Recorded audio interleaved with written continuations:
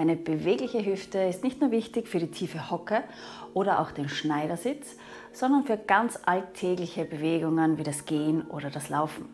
Je beweglicher deine Hüftgelenke sind, umso effizienter bewegst du dich durch deinen Alltag. Heute möchte ich dir deswegen 3 anfängertaugliche Dehnübungen zeigen, mit denen du nicht nur beweglicher werden, sondern auch deine Muskulatur kräftigen kannst, und zwar indem du eine Wand als Hilfsmittel verwendest. Die Wand hat den Vorteil, dass du einerseits mehr Spannung aufbauen kannst und dadurch tiefer in die Dehnung kommst. Auf der anderen Seite dient sie dir als Stütze, wodurch sich dein Gehirn um einiges sicherer fühlt. Um jedoch Handabdrücke und Streifen an deiner weißen Wand zu verhindern, wasch dir auf jeden Fall zuerst deine Hände und zieh dir helle Socken an. Wir starten gleich mit der einfachsten Übung, die dir unglaublich dabei helfen kann, wenn du endlich den Schneidersitz meistern willst, und zwar mit dem sogenannten Schmetterling.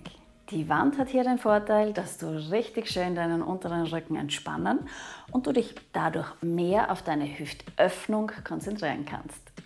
Roll dir also zuerst eine Matte aus, damit du einfach einen besseren Halt hast. Komm dann in die Rückenlage und streck deine Beine zur Decke hoch.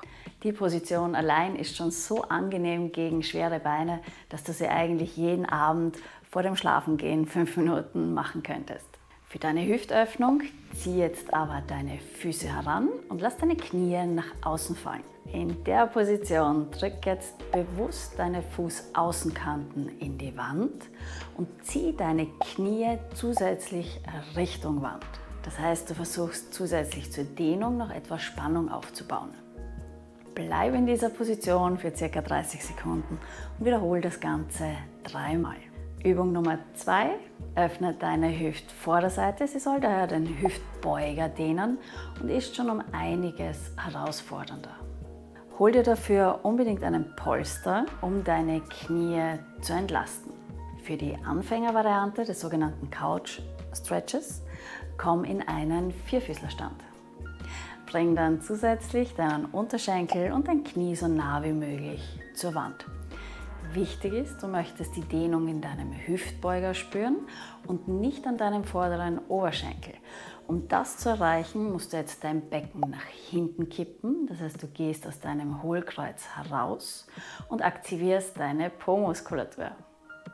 Wenn du auch diese Position verschärfen möchtest, dann stell dein vorderes Bein auf und richte deinen Oberkörper weiter auf.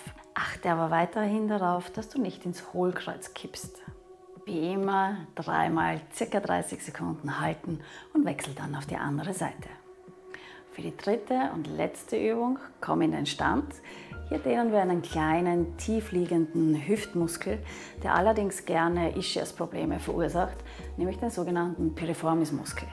Winkel dafür dein rechtes Bein ab, lege es auf den linken Oberschenkel und setz dich nach hinten wie auf einen Stuhl.